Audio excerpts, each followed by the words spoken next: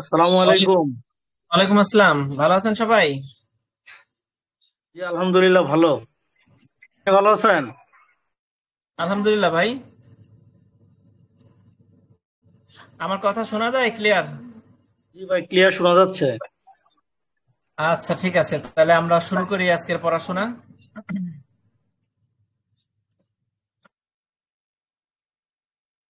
দেখেন, লাস্ট ক্লাসে আমরা কি পড়ছিলাম মনে পড়ে? সম্ভাবনার বিভিন্ন মতবাদ, ক এবং খ। আপনাদের কোনো সমস্যা আছে? চারটা মতবাদ যদি এইভাবে আসে, সম্ভাবনার বিভিন্ন মতবাদ লিখুন। তাহলে এই চারটাই কিন্তু লিখতে হবে। আর যদি পৃথকভাবে ক, খ, গ, ঘ আসে, তাহলে আপনি হয়তো 3 মার্কে আসলে আলাদা আলাদা ভাবে লিখলেন। তাহলে আমরা গত ক্লাসে ক পড়ছি, খ পড়ছি, ঠিক আছে। এবার গ এবং ঘ।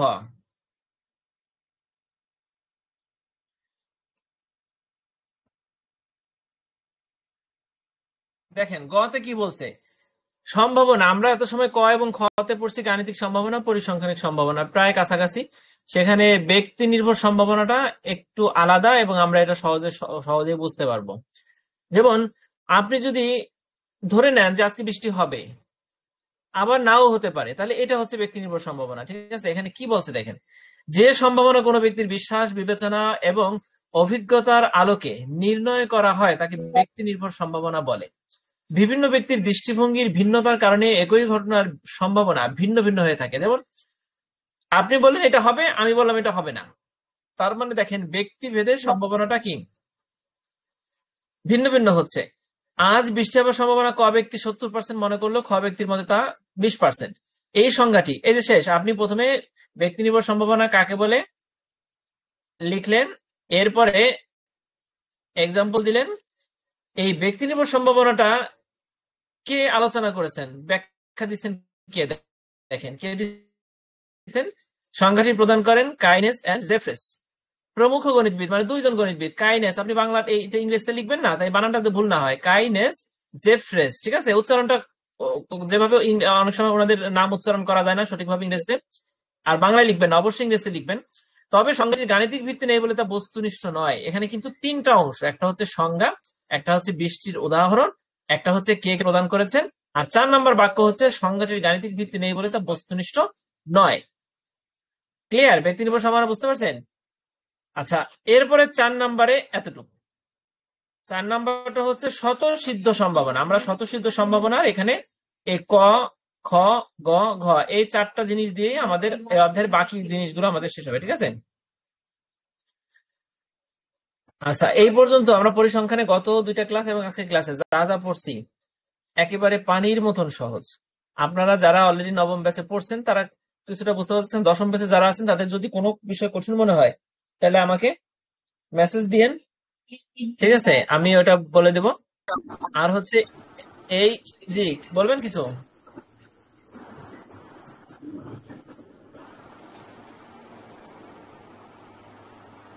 দেখেন, এই জিনিসগুলো বারবার যদি আপনি বুঝে বুঝে পড়েন তাহলে আপনার কাছে সহজ মনে হবে এবং আপনি চোখ বুঝে লিখে দিয়ে আসতে পারবেন। আমরা এবার পড়ছি স্বতঃসিদ্ধ সম্ভাবনা। স্বতঃসিদ্ধ সম্ভাবনা এইখানে দেখেন, এখানে বেশ কিছু বিষয় আছে। আপনি যদি বুঝতে পারেন তাহলে এটা আপনার কাছে কঠিন মনে হবে না। কেউ কিছু বলবেন? আনমিউট আছে যে।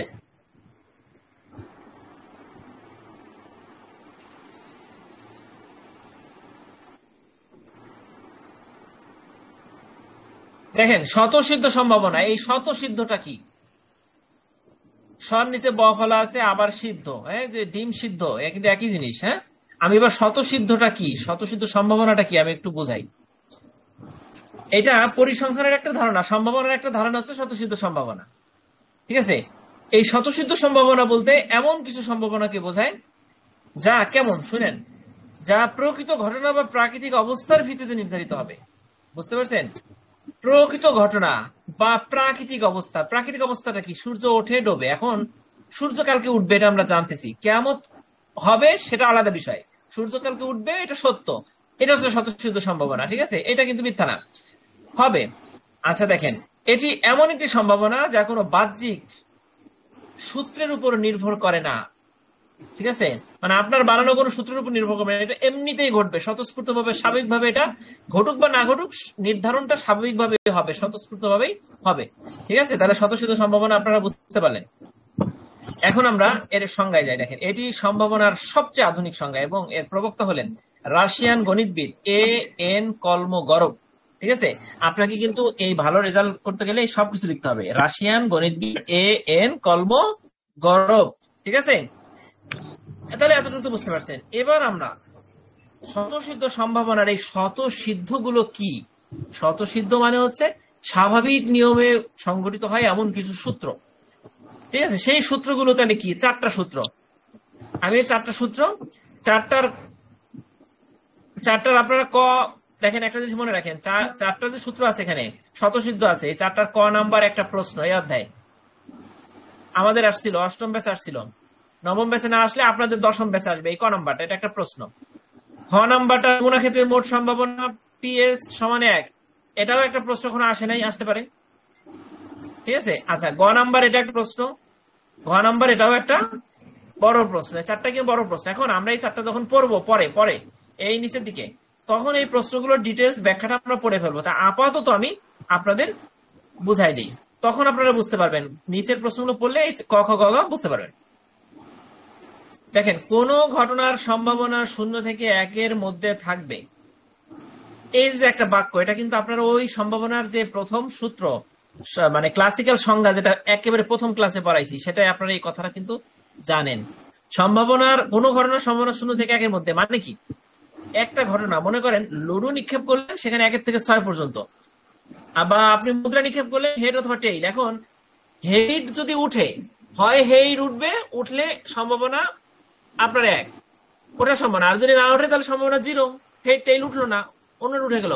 তার মানে একটা ঘটনা ঘটবে কি ঘটবে না, এইটার সম্ভাবনা 0 থেকে 1-এর মধ্যে। ঘটলে 1, না ঘটলে 0, মাঝামাঝি কিছু হলে তাও 0 থেকে 1-এর মধ্যে।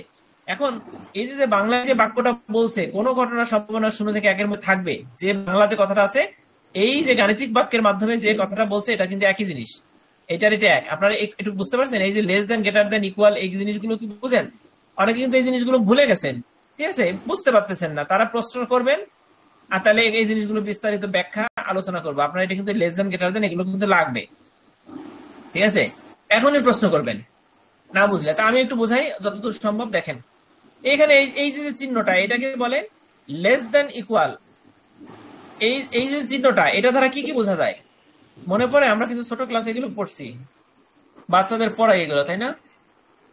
এই less than equal, less than, তারপরে গ্রেটার দেন, এগুলো কি? আমি এই চিত্রটা একটু বোঝাই আপনাদের। দেখেন, 0 লেস দেন অর ইকুয়াল হয়, এই যে মাঝে যে এটা আছে, এটা মনে করেন একটা ঘটনা, 0 আছে আর এখানে আছে লেস দেন অর ইকুয়াল, এখানে আছে আবার লেস দেন অর ইকুয়াল, আর এই পাশে আছে 1। এর মানেটা কি? দেখেন, এ একটা ঘটনা, এ এর মান 0 অথবা 0 থেকে বড়, আবার এ এর মান 1 অথবা 1-এর থেকে ছোট। এই যা বোঝালাম এতটুকু দ্বারা তাই বোঝায়। এখন এই যে চিহ্নটা দেখেন, আমি চিহ্নটা আঁকতেছি, সহজে মনে রাখ। আমি বাচ্চাদের এভাবে পড়াই, দেখেন, সহজে মনে রাখার নিয়ম। আমি বলি যে দিকটা হা করে আছে মাছের মতো, সেই দিকটায় যদি এ থাকে বা যাই থাকুক না কেন, আর এখানে আছে মনে করেন বি, তার মানে বিটা হচ্ছে এ এর তুলনায় ছোট, আর এটা হচ্ছে বি এর তুলনায় বড়। কেন বড়?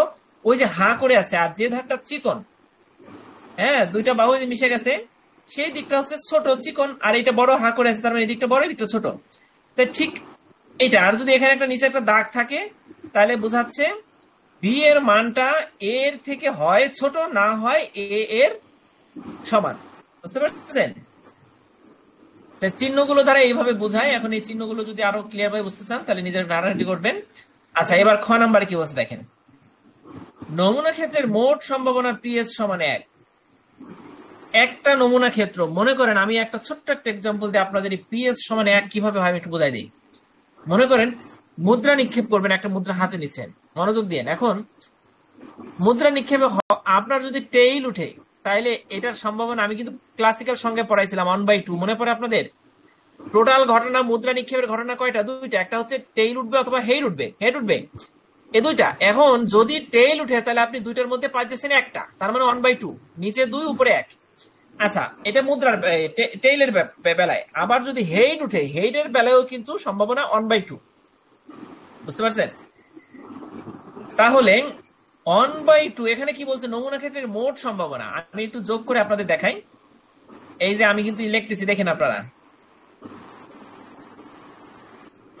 ঠিক আছে? এই যে মাউস দিয়ে লেখা যায় না তো ভালো করে, তারপর আপনার যতদূর সম্ভব বোঝাই। দেখেন, দেখছেন এইখানে 1/2 মানে হচ্ছে টেইল এবং হেড দুইটা ঘটনা হচ্ছে 2।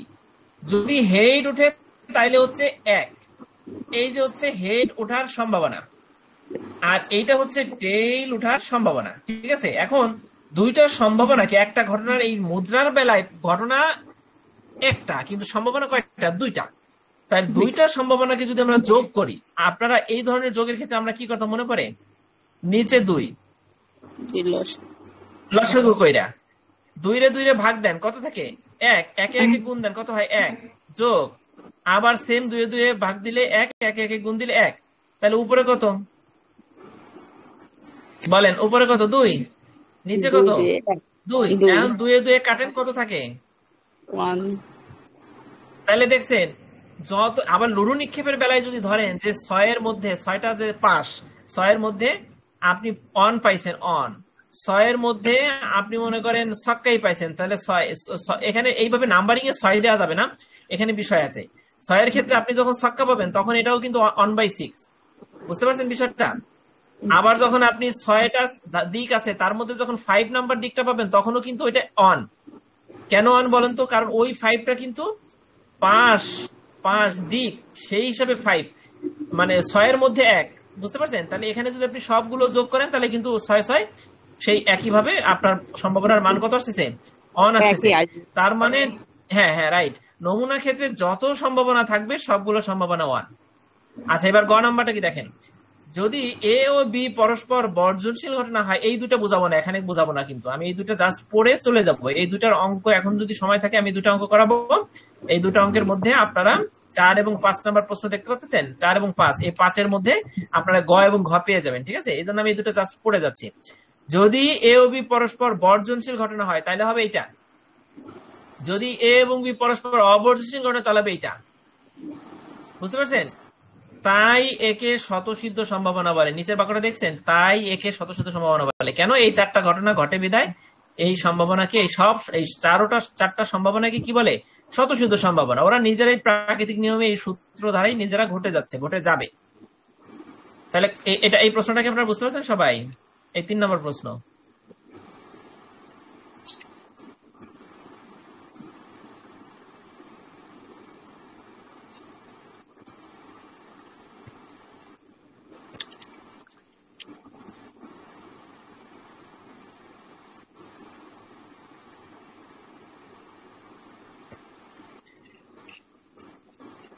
আচ্ছা, এবার দেখেন এখানে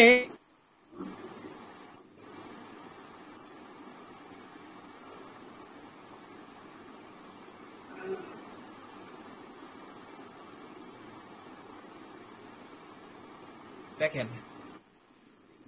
সাধারণত এমবিএ তে এই দুটো জিনিসই ঘুরে ফিরে প্রতি বছর আসে। একটা আপনার এখানে দেখেন কি বলছে, কোন ঘটনার সম্ভাবনা 0 থেকে 1-এর। আচ্ছা, এটা না, সরি, আমি যে দুটো বললাম এখানে গ এবং ঘ, সেটা হচ্ছে 5 এবং 6। বুঝতে পারছেন? 5 এবং 6 পড়ানোর আগে আপনাদের এখন যে প্রশ্নটা পড়াবো এটা আমাদের আসছিল 8ম ব্যাচে। তা আমাদের যেহেতু আসছিল, হয়তো 9ম ব্যাচে এটা নাও আসতে পারে। 9ম ব্যাচে না আসলে 10ম ব্যাচে কিন্তু এটা আসবেই। 9ম ব্যাচে না আসলে, ঠিক আছে? এবং আপনারা 8-এর মধ্যে 8 পেয়ে যাবেন যদি এই ছোট্ট প্রশ্নটা পড়েন। এখানে কি আছে দেখেন, যা আছে ভালো করে বুঝেন এবং বুঝতে বুঝতে আপনার এটার কাঠামোটা মুখস্থ করে ফেলান, যাতে যা আছে তাই লিখতে পারেন। এখানে পড়াই, কোন ঘটনার সম্ভাবনা 0 থেকে 1-এর মধ্যে থাকবে। আমি এই যে কেবল সিদ্ধ পড়ালাম, এই কটাই কিন্তু এই যে ধরি প্রমাণ, এখান থেকে প্রমাণ শুরু। দেখেন, ধরি কোন দৈব পরীক্ষার নমুনা ক্ষেত্র এস। দৈব পরীক্ষার নমুনা ক্ষেত্র এস। ধরেন এই যে ধরেন নমুনা ক্ষেত্র, এটা একটা আয়তাকার টেবিল, এটা হচ্ছে পুরোটা কি এস। ক্লিয়ার? এটা হচ্ছে এস এবং এ একটি ঘটনা। এই যে মনে করেন এ একটি ঘটনা। নমুনা ক্ষেত্র এস এর নমুনা বিন্দুর সংখ্যা, এই যে এস, এই এস কি বলেন তো? এই পুরোটা এই এস এর ভিতরে মনে করেন অনেকগুলো বল আছে, দেখছেন? এই পুরোটা আয়তকার ক্ষেত্রটা হচ্ছে একটা নমুনা ক্ষেত্র। এখন এইখানে আমরা কিন্তু ধরতেছি, আমরা কিন্তু এখানে চারটা জিনিস ধরবো। কয়টা জিনিস ধরবো বলেন? চারটা জিনিস। হ্যাঁ, আপনাকে চার কথাটা মনে রাখতে হবে, কারণ এই প্রশ্নটা হুবহু নিখুঁত ভাবে লিখতে চান তাহলে চারটা জিনিস ধরবেন। সেই চারটা জিনিস কি? একটা হচ্ছে প্রথমে ধরবেন নমুনা ক্ষেত্র এস ধরবেন, শেষ। এরপরে ধরবেন এ একটি ঘটনা, ধরলেন। এখন আপনি নমুনা ক্ষেত্র কি এ একটি ঘটনা, এটা কিভাবে হয়? আমি কিন্তু মুদ্রা নিক্ষেপ দিয়ে আপনি কল্পনা করেন, টোটাল মুদ্রা নিক্ষেপের ঘটনা হচ্ছে নমুনা ক্ষেত্র। এখানে এটা মনে করেন টেইল ওঠার ঘটনা, বিটা মনে করেন হেড ওঠার ঘটনা। এইভাবে আপনি একটা নমুনা ক্ষেত্রে অনেক ঘটনা থাকতে পারে, ঠিক আছে? নমুনা ক্ষেত্রের মধ্যে এ একটি ঘটনা। এখন 3 নাম্বার ধরাই কি আছে দেখেন, নমুনা ক্ষেত্র এস এর নমুনা বিন্দুর সংখ্যা। এই যে নমুনা ক্ষেত্র এস, এইটার মধ্যে এই যে কত নমুনা আছে, যে আমি ছোট বিন্দু দিচ্ছি, এখানে নমুনা বিন্দুর সংখ্যা হচ্ছে N of S. N of S মানে এস এর নাম্বার, নমুনা বিন্দুর সংখ্যা এন এ নাম্বার। নমুনা বিন্দুর সংখ্যাটা কত আমরা যেহেতু জানি না, এই জন্য আমরা ধরে নেব এটা এন। এন মানে 1 2 3 যে কোনো সংখ্যা হতে পারে। এরপরে ঘটনা এ এর নমুনা বিন্দুর সংখ্যা, এই যে ঘটনা, এখন ঘটনা এ এর মধ্যে তো কিছু নমুনা বিন্দু থাকতে পারে না? টোটাল নমুনা ক্ষেত্রের মধ্যে থেকে একটা ঘটনা। এখন ঘটনা এ এর নমুনা বিন্দুর সংখ্যা N of A. N of A সমান এম। এখানে এটা ধরলাম এন, এটা ধরলাম এম, তার মানে পুরোটা নমুনা ক্ষেত্রের নাম নমুনা বিন্দু হচ্ছে এন আর এটা হচ্ছে এম। বুঝতে পারছেন? এতটুকু চারটা জিনিস ধরলেন আপনি। এরপরে সম্ভাবনার ক্লাসিক্যাল সংজ্ঞা অনুসারে এই কথাটা বলে আপনি এইটুক লিখে ফেলবেন। এখন এইটুক হুট করে কোথা থেকে আসলো বলেন? আমরা যে সম্ভাবনার সংজ্ঞা পড়ছি না একেবারে প্রথম ক্লাসে, প্রথম বইয়ের প্রথম পৃষ্ঠায়? জি ভাই, ওইখানে কি আছে? হ্যাঁ, থ্যাংক ইউ। তাহলে ওখানে আমরা পড়ছিলাম প্রবাবিলিটি অফ এ, মানে এ ঘটনা ঘটার সম্ভাবনা, পিতে প্রবাবিলিটি। সম্ভাবনাটা কি ছিল বলেন? ছিল হচ্ছে টোটাল নমুনা ক্ষেত্রের নাম্বার, এই যে N of S. N of S মানে কি? সম্পূর্ণ নমুনা বিন্দুর সংখ্যা। আপনাদের মনে পড়ে মুদ্রা নিক্ষেপের বেলায় এন অফ এস সমান কত ছিল বলেন তো? কত ছিল? 2। আর 2 এর মধ্যে যদি আমি হেড আসে আমার, তাহলে নাম্বার অফ এ মানে এ ঘটনার নাম্বার, নমুনা বিন্দু, নাম্বার অফ হেড, হেড এর নমুনা বিন্দু কত ছিল বলেন তো? 1। কারণ মুদ্রা নিক্ষেপে যদি হেড আসে তাহলে তো নমুনা, সরি, আপনার যে ঘটনার নমুনা বিন্দু আপনি যেটা পেলেন সেটা তো 1, হেড আসলে 1 না? তাহলে আপনাদের মনে যদি পড়ে থাকে তাহলে 1/2 কি ছিল বলেন তো? মুদ্রা নিক্ষেপে হেড ওঠার নমুনা, ঠিক আছে? আর টেইল ওঠার ক্ষেত্রেও অনুরূপ 1/2। এখন আপনাদের কি ওই ক্লাসিক্যাল সংজ্ঞা অনুযায়ী এতটুকু মনে পড়ে গেছে, তাই না? Number of A by number of S, এখানে আমরা অলরেডি ধরছিলাম নাম্বার অফ এস সমান এন। নাম্বার অফ এস এর জায়গায় আমরা এন বসাই দিছি, নাম্বার অফ এ এর জায়গায় আমরা এম বসাই দিছি।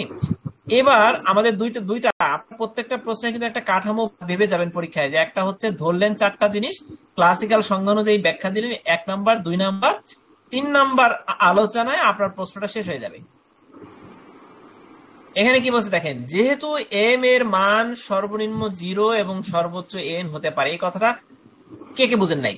আমরা পড়ছিলাম না কোন ঘটনার মানে সম্ভাবনার মান 0 থেকে 1 এর মধ্যে?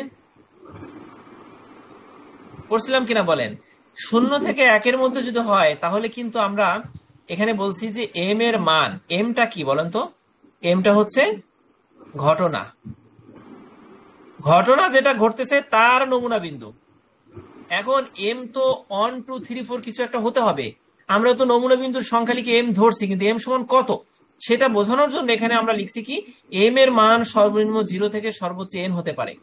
সর্বনিম্ন 0 আর সর্বোচ্চ এন মানে হচ্ছে 100 200 বিলিয়ন ট্রিলিয়ন, যা কিছু হতে পারে। এখানে নাম্বার যে কোনো নাম্বার হতে পারে, 0 থেকে বড় যে কোনো নাম্বার হতে পারে, ঠিক আছে, এখন জিরোটা কিন্তু 1, কারণ আমরা জানি যে কোন সম্ভাবনার মান 0 থেকে 1, কাজেই এখানে 0 n মানে 1ই হবে, n মানে 2 দিলে হবে না।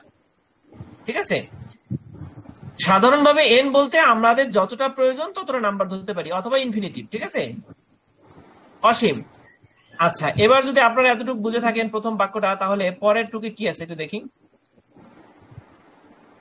অতএব, এই বাক্যের পরে অতএব, অতএবে কি আছে? 0 less than equal m less than or equal n। এই বাক্যটা বুঝতে পারছেন? এই বাক্যটা কিন্তু এই যে প্রশ্নেই কিন্তু এই বাক্যটা দেওয়া আছে, এই সেম এটার মতন। এই যে 0, এই যে 1, লেস দেন অর ইকুয়াল আছে, আর এখানে প্রবাবিলিটি অফ a সমান, ওইখানে প্রবাবিলিটি অফ a মানে এই ঘটনার সম্ভাবনার জায়গায় আমরা এমটা লিখছি। এমটা কেন? নাম্বার অফ এ মানে ওই প্রবাবিলিটি অফ এ এর নাম্বার, বুঝতে পারছেন? প্রবাবিলিটি অফ এ মানে এই ঘটনার যে নমুনা বিন্দুর নাম্বার, সেটাই কিন্তু এম। তাহলে আমাদের কাছে প্রশ্নে জানতে চাইছে কি? জানতে চাইছে এই যে এই বাক্যটা জানতে চাইছে, তাই না? অথবা এইটা। আমরা কিন্তু ঠিক সেই অনুরূপ ভাবে এটা প্রমাণ করার জন্যই কিন্তু আমরা এইভাবে লিখবো। এখন এইটার পরে কি আছে দেখেন, প্রত্যেকটা অংশকে, এটা কিন্তু এক ধরনের সমান চিহ্ন। আমরা জানি সমানের ডানে বামে সেম সংখ্যা ভাগ করা যায়। ঠিক আছে, ঠিক আছে, আমি একটা জিনিস বোঝাই আপনাদের। এখানে আছে 2, সমান আছে এখানে আছে কত? 4। এখন সমানের বাম পক্ষে এবং ডান পক্ষে আপনি যদি চান 2 দিয়ে ভাগ দেবেন, তাহলে কিন্তু কোনো সমস্যা নাই, কারণ সমান মানে হচ্ছে ডান পাশ বাম পাশ সমান।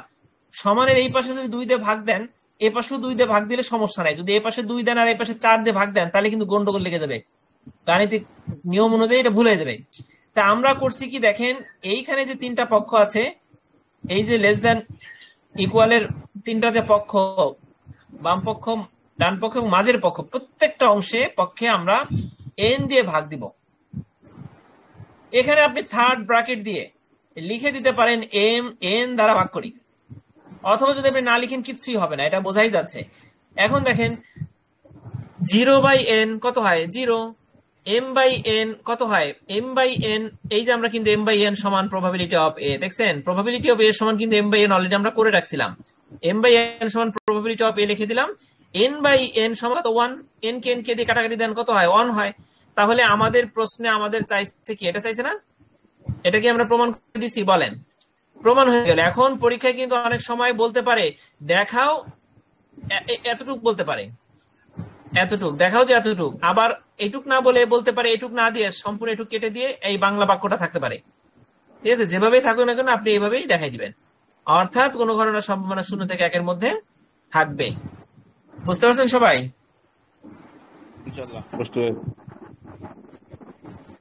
আচ্ছা, ঠিক আছে, থ্যাংক ইউ সবাইকে। তাহলে আমাদের এইখানে হলো, আমরা কিন্তু এই অধ্যায়ে দেখেন, এই প্রথম অধ্যায়ে আমরা কিন্তু কিছুই বাদ রাখলাম না। অষ্টম, নবম, দশম যে যে ব্যাচের পরীক্ষার্থী আসছেন সবার জন্য কিন্তু সবই পড়া হয়ে গেল। এখানে যা পড়ছে এর বাইরে হবে না। তবে একটা জিনিস এর বাইরে থেকে যায়, বোধহয় অষ্টম ব্যাচে আসছিল কিনা আমার মনে নাই। যদি এসে না থাকে, মেইন ক্যাম্পাসের পরিসংখ্যানের স্যার এনামুল স্যার, উনি ইম্পর্টেন্ট হিসেবে আমাদের পরীক্ষার আগের দিন সাজেশন দিছিলেন, কিন্তু এটা বোধহয় আমাদের আসে নাই। সম্ভাবনার গুণন সূত্র, যোগের 2টা সূত্রের পরে গুণন সূত্রটা আছে, ওইটাও কিন্তু মানে যেহেতু স্যারের নজরে পড়ছে, ওইটা হয়তো কোনো এক সময় এসে করতে পারে। এজন্য যারা একটু বেশি ভালো করে পড়াশোনা করতেছেন, তাদের ধৈর্য আছে, তারা গুণন সূত্রটা পড়তে পারেন। ঠিক আছে, তবে যদি না পড়তে চান তাহলেও হবে, কারণ এই যা পড়াচ্ছি, যা নোটে আছে এর মধ্যে থেকে আসবে। আচ্ছা, তাহলে আমরা এখন আমাদের একটা প্রশ্ন, অন্তত 5 নাম্বার প্রশ্নটা আজকে দেখি আপনাদের পড়ে শোনাতে পারি কিনা।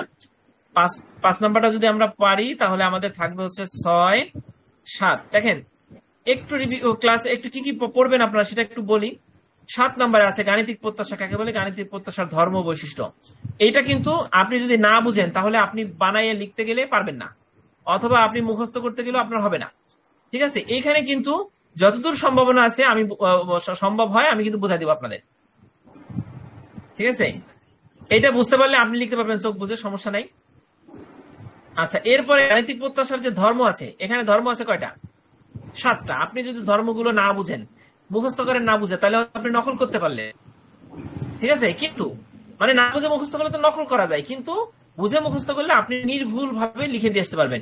এখানে দেখেন 1, 2, 3, 4, 5, 8 পর্যন্ত প্রত্যেকটা জিনিস বোঝার আছে। ঠিক আছে, এই ডান পক্ষ বাম পক্ষে কি বলছে দেখেন, এটা কি, এটা কি, এটা আমরা যারা সহজে বুঝবো তো বুঝবো, ঠিক আছে? যারা বুঝবো না তাদেরকে একটু বুঝতে হবে। এখানে এই যে দেখেন, ব্র্যাকেটের ভিতরে মাইনাস আছে, বাইরে মাইনাস, কেন? এই জিনিসগুলো বুঝে পড়তে হবে ভাই। এখানে এই যে দেখেন, এই যে চিহ্নগুলো কি, প্রতীকগুলো কি, এগুলো বুঝে পড়তে হবে। আচ্ছা, যারা এই 7টা বৈশিষ্ট্য দিবেন, ধর্ম দিবেন, তারা যদি চান যে 7টার বাইরে আরো দিবেন, তাহলে এখানে এই কটাও দিতে পারেন। দেখেন, এই 7টা হচ্ছে সহজ সহজ 7টাকে একত্রিত করছে, আর কঠিন 7টা, যে 7টা একটু বোঝা বোঝা আপনার জন্য কঠিন হয়ে যাবে, সেই 7টাকে আলাদা করে রাখছি, ঠিক আছে? এই 7টা দিবেন আর এই 5টা বাদ দিবেন, ঠিক আছে? আচ্ছা, একটা অঙ্ক অষ্টম ব্যাচে আমাদের আসছিল, এই যে একটা ছক্কা নিকরাল এর উপরের পিঠের সংখ্যাগুলো গাণিতিক প্রত্যাশা কত। যেহেতু আমাদের আসছিল অষ্টম ব্যাচে, নবম ব্যাচে না আসলে এটা দশম ব্যাচে এই অঙ্কটা হুবহু এসে করতে পারে। ছোট্ট একটা অঙ্ক, ঠিক আছে? ওই যে লুডুর ছক্কা নিক্ষেপের অঙ্ক, এই যে অঙ্কটা, এটা আপনাদের শেখাবো ইনশাল্লাহ। আচ্ছা, তারপরে আমি কিন্তু অলরেডি একটা মেসেজ দিচ্ছি যে আমরা দ্বিতীয় অধ্যায় না পড়ে তৃতীয় অধ্যায় যাব। কেন? আমি আপনাদের একটা কথা বলি, পরিসংখ্যানটা পড়বেন কিভাবে। প্রথম অধ্যায়ে পড়ার পরে আপনি তৃতীয় অধ্যায়টা শেষ করেন। তৃতীয় অধ্যায়ে নমুনা নিয়ে আছে, আদমশুমারি, শুমারি জরিপ, নমুনা জরিপ, স্যাম্পলিং, এগুলো নিয়ে আছে, ঠিক আছে? এই 1 এবং 3 এই দুইটাকে আপনি এমন ভাবে শেষ করেন যাতে এই দুইটার থেকে আপনি দুইটা প্রশ্ন পেয়ে যান, মানে 2 সেট প্রশ্ন, ঠিক আছে? এরপরে যখন 2 নম্বর অধ্যায় আপনি পড়বেন, 2 এর সাথে 4 এর কিছু মিল আছে, প্রতীক সংখ্যা সূত্রের দিক দিয়ে কিছু মিল আছে, কাজেই 2 এর পরে 4 আপনাকে পড়াবো, 4 এর পরে 5 পড়বো, 6 পড়বো, 7 পড়বো, ধারাবাহিক ভাবে, বাদ দেওয়া যাবে না। কারণ আপনি যদি একটা বাদ দিয়ে আরেকটা পড়তে যান, তাহলে কিন্তু আপনি বুঝতে পারবেন না। একটার সাথে একটা মিল আছে, আমি একটা মিল খুঁজে পাইছি, ঠিক আছে? যেমন আপনার এখানে বেশ কিছু বিষয় আছে, যেমন এখানে আপনার ভুলে গেলাম বিষয়টা।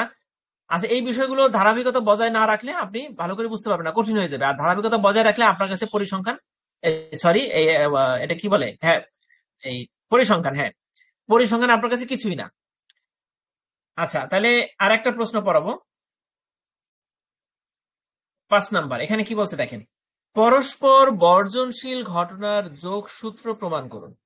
এটা হচ্ছে বর্জনশীল ঘটনার ক্ষেত্রে, মানে এ এবং বি দুইটা ঘটনার কিন্তু এখানে কোনো ছেদ বিন্দু নাই, ইন্টারসেকশন নাই, এরা কিন্তু একে অপরকে বর্জন করছে, দুইটা কিন্তু সম্পূর্ণ আলাদা।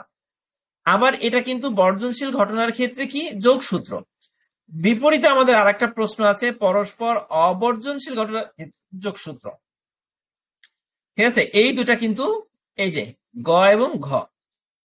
আচ্ছা, আমরা গ নাম্বারটা দেখি। আমাদের অষ্টম ব্যাচে কিন্তু এই দুটাই আসছিল বোধহয়, 5 এবং 6 দুইটা মিলে একসাথে দিছিল, বুঝছেন? অনেক বড় হয়ে গেছিল তখন। যেহেতু অষ্টম ব্যাচে দুটো একসাথে আসছিল, নবম ব্যাচে গুণন সূত্রটা এসে পড়তে পারে, অথবা দুইটার যে কোনো একটা আসতে পারে।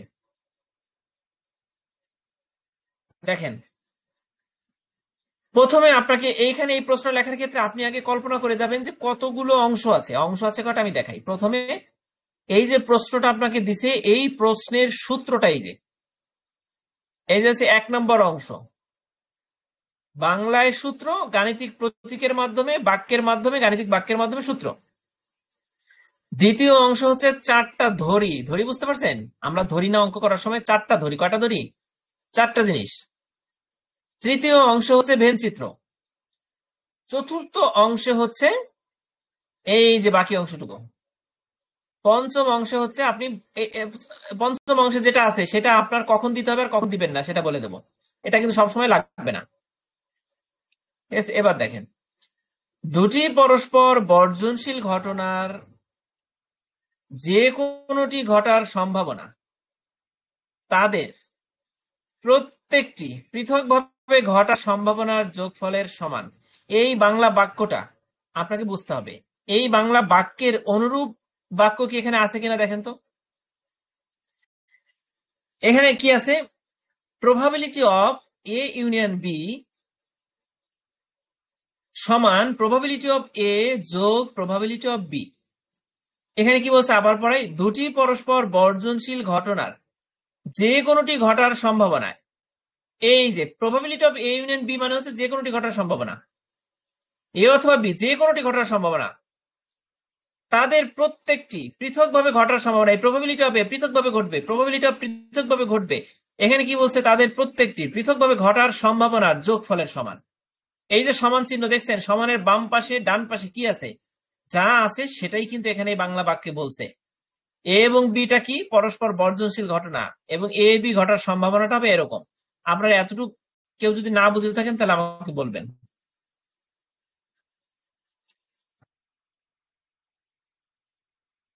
আচ্ছা, যদি বুঝে থাকেন তাহলে আমরা দ্বিতীয় অংশে যাই। প্রমাণ ধরি দৈব পরীক্ষার নমুনা ক্ষেত্র এস।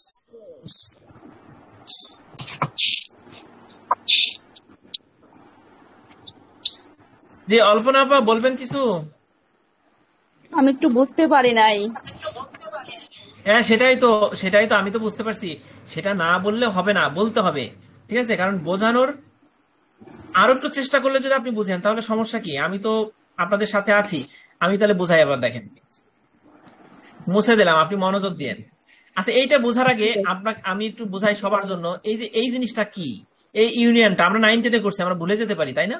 তাহলে আমি এই এই প্রতীকগুলো কি, আমি একটু ইউনিয়ন টিউনিয়ন এগুলো আপনাদের একটু বুঝাইলে বোধহয় ভালো হবে, তাই না? যারা দেখেন, এই যে চিহ্নটা আছে এটা কিন্তু আমরা 9 সেটের অঙ্কে করছি। এটা একটা গাণিতিক চিহ্ন যা ইউনিয়নের ইউ এর মতো। ইউ ধরে নেন আপনি, ইউনিয়ন। ইউনিয়ন মানে তো আমরা বুঝলাম মিলিত, মিলকরণ, ঠিক না? একত্রিত করা। এখানে আমরা যে সেট থিওরি করি তার একটা মানে ইউনিয়ন এবং এর বিপরীত চিহ্ন নিচের দিকে, সেটা হচ্ছে ইন্টারসেকশন। আপনাদের যদি মনে পড়ে থাকে, এই দুইটা দ্বারা আমরা সম্ভাবনার বিভিন্ন থিওরিতে দুটা লাগে। ঠিক আছে, এখন এ ইউনিয়ন বিটা কি? এই যে A union B, A union B হলো এ এবং বি এর সংযুক্ত সেট। মানে হলো এ সমান যদি 1 2 3 হয়, বি সমান যদি 2 3 4 হয়, যাই হোক না কেন এ এবং বি একসাথে মিলিত হবে। এ ইউনিয়ন বি দ্বারা সেটা বোঝানো হচ্ছে। তবে এখানে কি বলছে, বর্জনশীল ঘটনার ক্ষেত্রে আমি আপনাদের চিত্রটা দেখাই পাশাপাশি।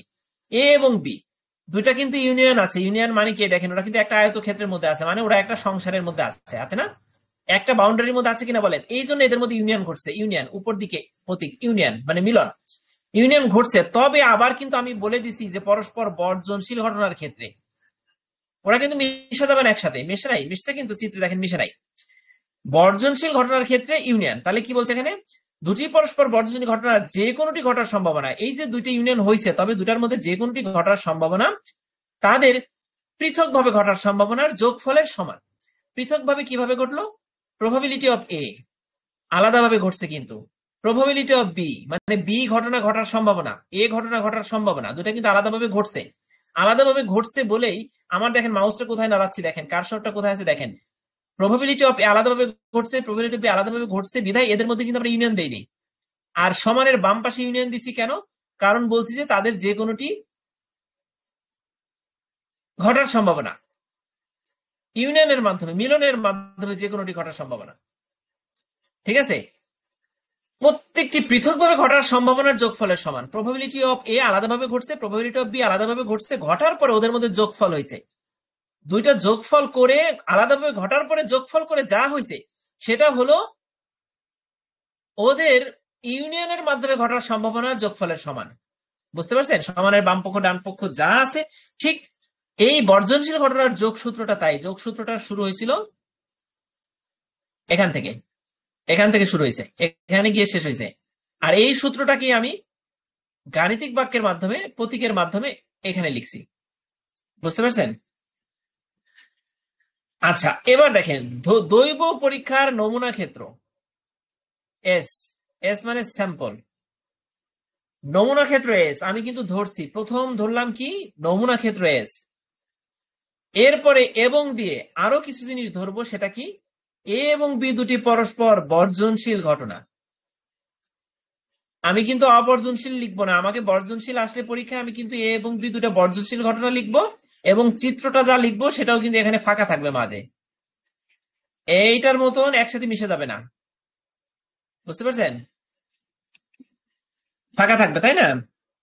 তাইলে আমার প্রথমে ধরলাম কি, দৈব পরীক্ষা নমুনা ক্ষেত্র এস, এ এবং বি দুটি পরস্পর বর্জনশীল ঘটনা। এই প্রথম বাক্যে যা ধরলাম এইগুলো কিন্তু এই সূত্রের মধ্যে আছে। আরো ধরি, আরো কি ধরবো? নমুনা ক্ষেত্র এস এর নমুনা বিন্দুর সংখ্যা এন এস সমান এন। এই এন এস সমান এন অফ এস সমান এন হয়, সেটা কিন্তু আগে আমরা একটা প্রশ্ন পড়ছিলাম, আপনাদের মনে পড়ে? একটু দেখাই, এই যে এখানে ধরছিলাম, মনে পড়ছে? আচ্ছা, জি তার ভাই। মানে এন অফ এস সমান এন অফ এস সমান হলো নাম্বার অফ এস। এস মানে স্যাম্পল, নমুনা ক্ষেত্র। নাম্বার অফ এস মানে নমুনা ক্ষেত্রের টোটাল নাম্বার, নমুনা বিন্দুর নাম্বার। সেটা হচ্ছে এন। এন সমান 1 2 3 4 যা কিছু হতে পারে। এখন আরো ধরলাম ঘটনা এ এর নমুনা বিন্দুর সংখ্যা এন অফ এ। যেহেতু ঘটনা দুইটা, আগের অঙ্কে আপনাদের একটু দেখাই, ঘটনা কিন্তু এখানে কিন্তু দুইটা ছিল না, একটা ছিল আর স্যাম্পল ছিল। তার মানে এন অফ এস সমান এন ধরছিলাম, আর ঘটনা একটা ছিল সেটা ধরছিলাম এম। কিন্তু এইখানে যেহেতু আমার ঘটনা দুইটা, এন অফ এ, এ ঘটনার নাম্বার হচ্ছে এম ওয়ান আর বি ঘটনার নাম্বার হচ্ছে এম টু। এতটুকু কে বুঝেন নাই? অল্পনা আপা বলেন। জি ভাই, এবার বুঝতে পারছি। আচ্ছা ঠিক আছে, আপনাকে শোনেন, এই সব জিনিসগুলো পড়ার ক্ষেত্রে, যেমন আপনাদের 9 10-এ আমরা যখন উপপাদ্য করতাম মনে পড়ে, সম্পদের জি ক্ষেত্রে আমরা যা লিখতাম, একটা চিত্র আঁকছি মনে করেন, একটা ত্রিভুজ আঁকছি, ত্রিভুজ মাঝখান দিয়ে একটা বাক্য দিছি, এখন কোনটা কতটুকু হয়েছে, ঠিক আছে, বা ত্রিভুজটা সমবাহু কিনা, ঠিক আছে, বা বিষমবাহু ত্রিভুজ কিনা, আমরা যা কিছু আঁকছি, বা একটা কি কি মনে নাই এগুলো, মানে অর্ধবৃত্ত অমুক তমুক, আমরা যা চিত্র আঁকতাম, চিত্রটা যেভাবে আঁকছি যতটুকু মাপযোগ নিছি ততটুকু আমরা দিলে, আমাদের অঙ্কনের বিবরণ দিলে সম্পাদ্য হয়ে যেত, মনে পড়ে? আচ্ছা, আর উপপাদ্যের বেলায় কি হইতো বলেন তো? উপপাদ্যে কিন্তু অঙ্কনের বিবরণ এক লাইনে লেখা লাগতো কি লেখা লাগতো না।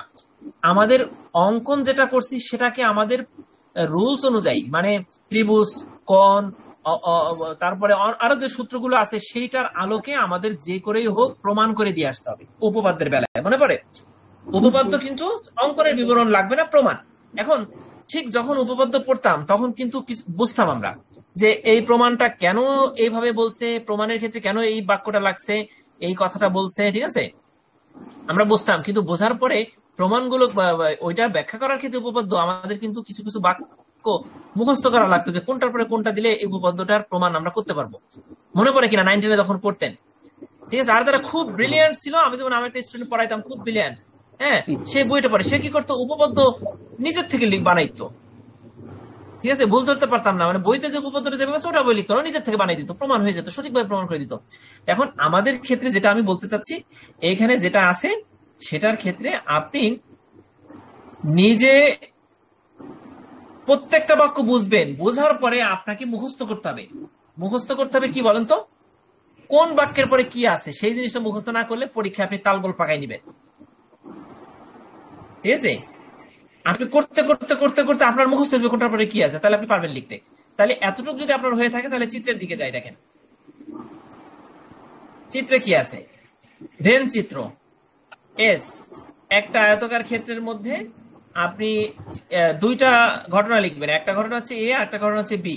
এ ঘটনার নমুনা বিন্দু এম ওয়ান, বি ঘটনার নমুনা বিন্দু এম টু। চিত্রটা বুঝতে পারছেন?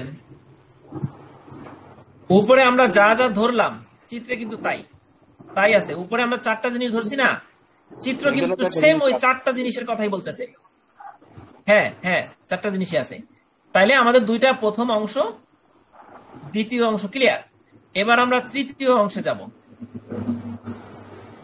এই যে তৃতীয় অংশ, দেখেন এখানে কি বলছে, যেহেতু এ এবং বি এর মধ্যে কোনো সাধারণ বিন্দু নেই।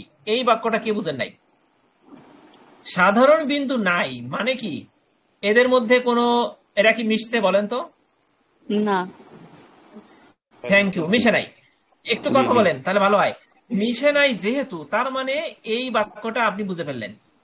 এই কথাটা আপনি চিত্র লেখার পরে আপনার মনে এসে যাবে যে ভাই এরা তো মেশে নাই, তাহলে তো বইতে মেশে নাই কথাটা লেখা আছে, সাধারণ বিন্দু নাই কথা লেখা আছে, আমি লিখে ফেললাম। লেখার পরে দেখেন এই বাক্যের পরে, এই বাক্যের সাথে রিলেটেডই কিন্তু এই বাক্য। কিভাবে বলেন তো? এই বাক্যের সাথে রিলেটেড কিভাবে এই বাক্য? আপনি যদি রিলেটেড বাক্য খুঁজে পান তাহলে এইগুলো আপনার টপ টপ করে লিখে দিবেন। এটা রিলেটেড কেন, আমি একটু উপর দিকে চলে যাই, দেখেন বলছে পরস্পর বর্জনশীল ঘটনার যোগসূত্র। আমরা কিন্তু পরস্পর বর্জনশীল মানে হচ্ছে, দেখেন একে অপরকে বর্জন করছে, এই যে সাধারণ বিন্দু নাই, বর্জনের কথাই কিন্তু এখানে বলছে। জি বর্জনশীল ঘটনার যোগসূত্র কোটা, এটা না? বর্জনশীল ঘটনার যোগসূত্র যদি এটা হয়, তাহলে এই বাক্যের সাথে এই বাক্য মিল আছে। এখন আপনি বলবেন ভাই এখানে তো probability of A union B আছে, তাহলে এখানে প্রবাবিলিটি নাই, number of A union B কেন?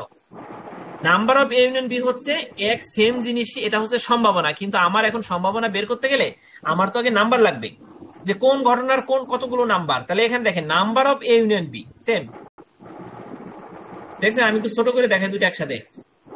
Probability of A union B এর জায়গায় শুধুমাত্র এন লিখবো, এখানে পি এর জায়গায় এন, এখানে পি এর জায়গায় এন লিখে আমি লিখছি দেখেন number of A union B সমান number of A plus number of B হবে। এইটুকু বুঝছেন? এই বাক্যটা বুঝতে পারছেন সবাই? জি ভাই, বুঝতে পারি। আচ্ছা, এই বাক্যটা দেবার পরে দ্বিতীয় বাক্যটা হচ্ছে সম্ভাবনার ক্লাসিক্যাল সংজ্ঞা অনুযায়ী। ক্লাসিক্যাল সংজ্ঞার কথা মনে পড়ছে আপনাদের? ক্লাসিক্যাল সম্ভাবনা মানে আমরা তো জানি ওই যে প্রথম সংজ্ঞা। এম বাই এন অন বাই টু, হ্যাঁ প্রথম যে সংজ্ঞাটা, এটা আমরা সবাই পড়ছি না? তাহলে দেখেন এখানে আমরা আগে পড়ছি এম বাই এন, এখানে এম ওয়ান দিলাম আর এখানে এম টু দিলাম কেন? কে বলতে পারবেন? শাহজাহান ভাই বলেন, এম ওয়ান এবং এম টু কেন দিলাম? ঘটনা দুইটা। এমন ঘটনা তো দুইটা আমার, এই জন্য। এক প্রথম নমুনা সংখ্যা হ্যাঁ ধরা হয়েছে রাইট, আর থ্যাংক দ্বিতীয় ইউ। নমুনা সংখ্যা ধরা হয়েছে। ঘটনা কিন্তু দুইটা। হ্যাঁ হ্যাঁ হ্যাঁ, রাইট রাইট। আচ্ছা দেখেন, এখন এখানে M one by N, M two by N, ঘটনা এ এর ক্ষেত্রে এইটা, ঘটনা বি এর ক্ষেত্রে এইটা। তাহলে আমরা দুইটা বাক্য বুঝে ফেললাম। আচ্ছা, 3 নাম্বার বাক্যে কি বলছে দেখেন, এ অথবা বি ঘটার সম্ভাবনা। অথবা কেন বললো? এখানে ইউনিয়ন মানে মিলন, তাই না? মিলনের মাধ্যমে ঘটনাটা ঘটতেছে, কিন্তু এদের মধ্যে যে কোনোটি একটা ঘটনা ঘটার সম্ভাবনা, তাদের পৃথকভাবে ঘটার সম্ভাবনা যোগফলের সমান। আমি একটু সূত্রে যাই। সূত্রে কি বলছিল দেখেন, দুটি পরস্পর বর্জনশীল ঘটনার যে কোনোটি ঘটার সম্ভাবনা, মনে রেখেন কথাটা আমার। তাহলে এ অথবা বি ঘটার সম্ভাবনা আর উপরে যে কোনোটি ঘটার সম্ভাবনা, এই দুটা কথার মধ্যে কি মিল আছে? অথবা বলছে, তার মানে এ অথবা বি দুটার যে কোনোটি ঘটার সম্ভাবনা, উপরের সূত্রে যে কোনোটি ঘটার সম্ভাবনা, বুঝছেন? যে কোনোটি এ অথবা বি ঘটার সম্ভাবনা হলে ইউনিয়ন হবে। এ probability of A union B সমান, আমরা যদি প্রবাবিলিটি অফ এ সমান এম বা এম ওয়ান বাই এন লিখতে পারি, তাহলে কি probability of A union B সমান এটা লিখতে পারি না? এটুক সমান এটুকু লিখতে পারি কিনা বলেন? যদি 2-3 জন বলেন পারি, পারি ভাই। তাহলে আমরা পরের লাইনে যাব। জি ভাই, জি, ঠিক আছে। পারি না? আচ্ছা, কেন পারি দেখেন, এই পুরোটার প্রবাবিলিটি আমি কিন্তু এই সূত্র অনুযায়ী কিন্তু নাম্বার অফ, পুরো সম্পূর্ণটা দিয়ে দিচ্ছি, নাম্বার অফ এস দিয়ে দিছি। কারণ পুরো ঘটনার ক্ষেত্রে নমুনা বিন্দু কিন্তু এন না, পুরো ঘটনার ক্ষেত্রে নমুনা বিন্দু কিন্তু নাম্বার অফ এস, এস এর নাম্বার। ঠিক আছে? এই লাইনের পরে লাইন বুঝতে পারছেন? জি ভাইয়া। আচ্ছা, এরপরে সমান চিহ্ন দিয়ে যে 3টা বাক্য আছে, এই 3টা বাক্য গাণিতিক যোগ বিয়োগ করি না আমরা, আমরা যে বীজগণিত করছি বা যে সূত্র টুত্র লসাগু টসাগু করি, হ্যাঁ সরল টরল করি, এইগুলোর মাধ্যমে এখান থেকে এই পর্যন্ত প্রমাণ হয়ে গেছে। এখান থেকে এই পর্যন্ত বুঝছেন সবাই? নাকি জি একটু বুঝাই ভাইয়া, দেবো ভেঙে ভেঙে? আমার ঠিক আছে। আচ্ছা ঠিক আছে, দেখেন এইখানে এই যে number of A union B সমান M one plus M two, এইটা কিভাবে বলেন তো? Number of A union B সমান, এই দেখেন number of A union B সমান N number of A plus number of B আছে না? নাম্বার অফ এ জি, সমান কত? এ না, এম ওয়ান না? এমন নাম্বার অফ বি সমান কত? এম টু না? উপরে কিন্তু ধরা আছে, এই দেখেন নাম্বার অফ এ সমান M one, number of B সমান ওই এম টু। মানটাই এখানে বসানো তাহলে হয়েছে। এই মানটাই বসাই দিছি, আর নাম্বার অফ এস সমান এন। এখন এইটাকে আমরা কি করছি, এই লাইন থেকে এই লাইনে যাওয়া যায়, বীজগণিতিক নিয়ম অনুযায়ী এই লাইন থেকে এই লাইনে যাওয়া যায়, আবার এই লাইন থেকে এই লাইনে আসা যায়, তবে এই লাইন থেকে এই লাইনে গেলে সহজ হয়। দেখেন এই দুটাকে যদি আমরা লসাগু করি এন পাই, যেহেতু সেম জিনিস এন পাইছি, এন কে এন দিয়ে ভাগ দিলাম, ওই দেখছেন তাহলে কি হয়? এটা হয় না কিনা? দেখেন এই লাইন থেকে এই লাইন আসা যায়। জি ভাই। যদি আসা যায় তাহলে এম ওয়ান বাই এন সমান probability of A, M two by N সমান প্রবাবিলিটি অফ বি। বি। তাহলে কি এই লাইনের পরে যেহেতু আমরা সমান দিয়ে এতটুকু করছি, তাহলে কি বলা যায় না অতএব দিয়ে probability of A union B, এই যে B. Probability of A union B সমান probability of A, probability of B. B. বুঝতে পারছেন? হ্যাঁ, বুঝতে পারছেন সবাই? জি ভাই। ভাইয়া আচ্ছা, এখন এখন এখন এতটুকু কখন দিবেন আর কখন দিবেন না, এটা একটু বলে আজকে ক্লাস শেষ হয়ে যাবে। ঠিক আছে? দেখেন, যদি প্রশ্ন যা আছে পরস্পর বর্জনশীল ঘটনার ক্ষেত্রে যোগসূত্র প্রমাণ করো, তাহলে এই পর্যন্ত শেষ। ঠিক আছে? যদি প্রশ্নটা বলে কে সংখ্যক ঘটনার ক্ষেত্রে কে সংখ্যক মানে কে সমান 1 2 3 4 জানি না, কে মানে অনির্দিষ্ট নাম্বার। কে সংখ্যক পরস্পর বর্ধনশীল ঘটনার ক্ষেত্রে সম্ভাবনার যোগসূত্র প্রমাণ করো। কে সংখ্যা কত তখন এটা লিখবেন, এই বাক্যটা লিখবেন। এই বাক্যটা একটু বুঝাই দিই। কে সংখ্যক বুঝতে পারছেন? এখানে ঘটনা আছে কয়টা বলেন তো? এর দুটো ঘটনা। এখানে দুইটা ঘটনা না, এ মানে দুইটা ঘটনা। দুইটা ঘটনার ক্ষেত্রে এইটা আমরা কিন্তু এখানে লিখছি প্রশ্নটাই কি আছে দেখেন, দুটি পরস্পর বর্ধনশীল ঘটনার ক্ষেত্রে যে কোনোটি ঘটনার সম্ভাবনা, দুটি ঘটনার কথা বলছে। আর যদি দুটির অধিক হয় ঘটনা, তিনটা ঘটনা হয়, কে তাইলে কিভাবে এই সূত্রটা প্রয়োগ করবেন? এখানে কে মানে 3, যদি আপনার জি ঘটনা 4 হয় তাহলে কে মানে 4। মনে জি করেন ভাই, কে সংখ্যক পরস্পর বড় ঘটনার ক্ষেত্রে প্রমাণ করবেন এইটা। এখন এটা কিভাবে প্রমাণ করছে দেখেন, প্রবাবিলিটি অফ A1 হচ্ছে 1 নম্বর ঘটনা, বলুন। এখানে কমাটা দিবেন না। probability of A1 union A2 union union A3 একটু union union A4 union union dot dot dot union AK। এখানে A2 A3 A4 আর AK মানে হচ্ছে 1 কোটি 2 কোটি যে কোনো কিছু হতে পারে। যে কোনো সংখ্যা বুঝতে হতে পারে। পারছেন? জি ভাই, এখন probability of K সংখ্যক ঘটনার ইউনিয়ন সমান probability of A R B তো দুইটা ঘটনার ক্ষেত্রে, তাই না? জি আমরা ভাই, এবার probability of A1 একটা ঘটনার ক্ষেত্রে, probability of A2 দুইটা ঘটনার ক্ষেত্রে, জি probability ভাই, of A3 তিনটা ঘটনার ক্ষেত্রে, probability of A4 এর মধ্যে ডট ডটের মধ্যে কিন্তু অনেক আছে।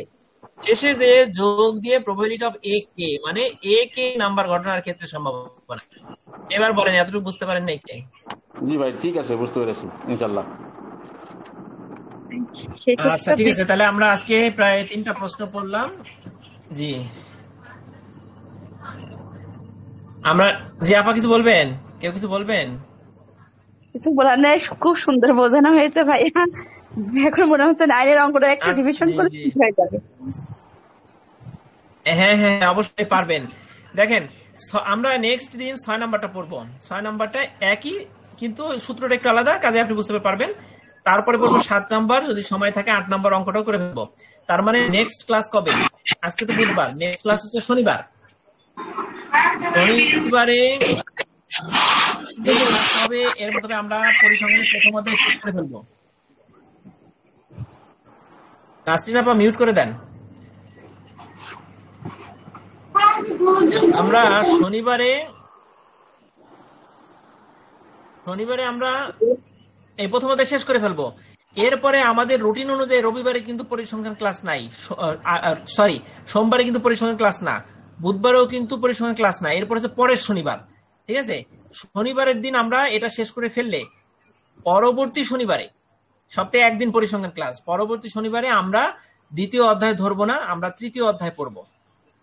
ঠিক আছে, আমি কিন্তু অলরেডি একটা মেসেজ দিচ্ছি, তৃতীয় শেষ করার পরে আমরা চতুর্থ পড়বো, সরি দ্বিতীয় পড়বো, তারপরে চতুর্থতে চলে যাবো সরাসরি।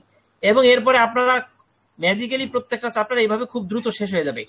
ঠিক আছে, এরপরের চ্যাপ্টার গুলো প্রশ্ন আরো কম, আরো সহজ। ঠিক আছে, এই পর্যন্ত সবাই ভালো থাকবে। আমরা সেকেন্ড সেমিস্টারের ক্লাসগুলি স্থগিত করছি, খুব শীঘ্রই আমরা শুরু করবো। ঠিক আছে, তো সবাইকে আল্লাহ ভালো রাখুন, আমরা রেখে। আসসালামু আলাইকুম ভাই। ওয়ালাইকুম